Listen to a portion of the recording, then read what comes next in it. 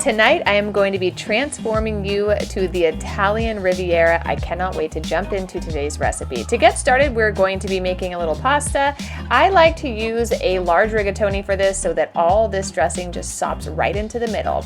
I'm going to be adding a little bit of red onion. I picked this up from a local farmer here and it was so fresh and delicious. If you can buy local, I highly recommend it. The other thing we're going to be adding to the cast iron skillet is a little bit of olive oil and some fresh garlic. I'm going to let that cook until it becomes translucent and fragrant.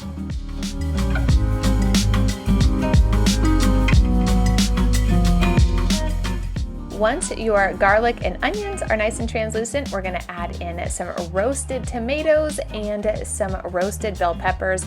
I have a hard time finding these anywhere else other than Trader Joe's. They come in a jar and they're absolutely delicious. We're going to be seasoning this with some red pepper flakes and some smoked paprika and a little bit of salt.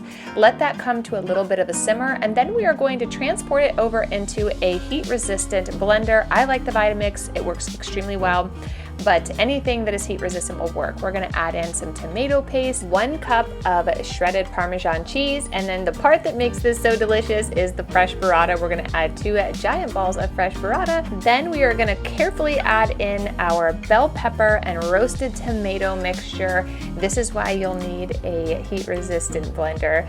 But I'm going to add all that in, and then I'm going to actually blend that until it's completely creamy. I don't want this to be rustic. I want everything to be well incorporated and the flavors to be very robust. Once everything has been blended to perfection, we're going to add it back into our cast iron skillet where we are going to complete our pasta.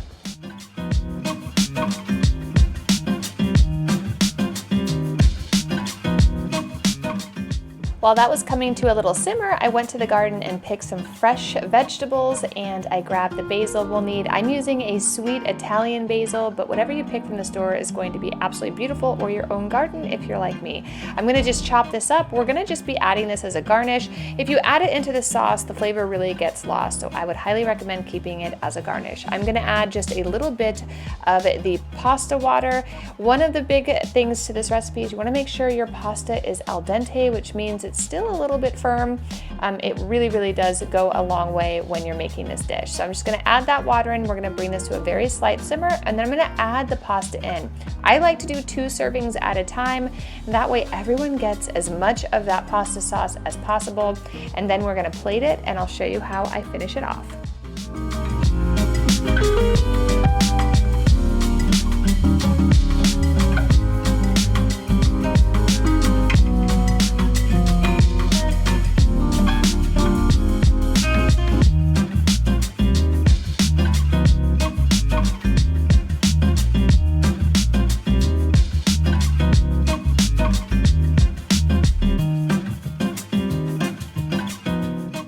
Once you have the pasta in your dish, we're just going to garnish it with that fresh, beautiful basil. I'm going to add a little bit of Parmesan cheese, and then to kick it up a notch, you can add some red pepper flakes, or if you want to keep it just the way it is, you can. For this dish, I added just some cute little sprigs of basil just to make it look adorable, but it is beyond delicious, and I hope you guys try it. Don't forget to subscribe to my channel, and I'll see you in the next video real soon. Bye!